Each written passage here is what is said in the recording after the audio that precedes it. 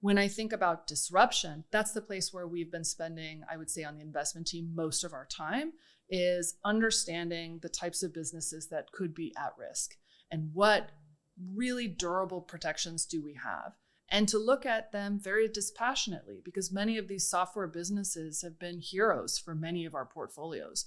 They're companies that typically have great characteristics, financially, they high returns on capital, very low CapEx needs, all of these things.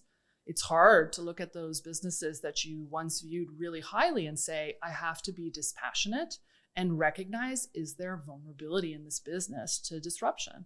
So that's something that we've actually spent probably more time on than understanding the opportunities, because I think it's still pretty early right now to understand the opportunities.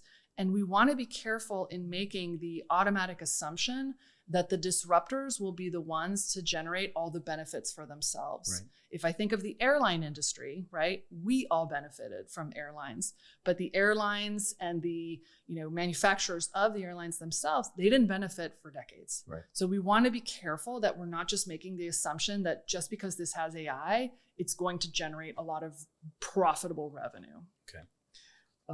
Have you found yourself having to make an adjustment to a portfolio based on a recognition that a business has been disrupted? Yes. Okay. Yes. And I think you really do have to recognize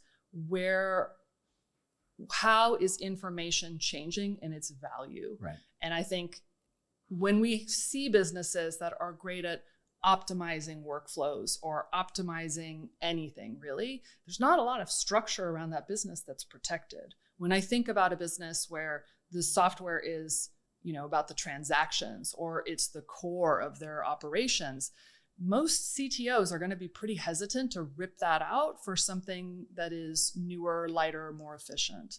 And I think what we may see is that a lot of software businesses almost become the memory of an enterprise, and that a lot of the large language models and small language models sit on top of that as a decision layer.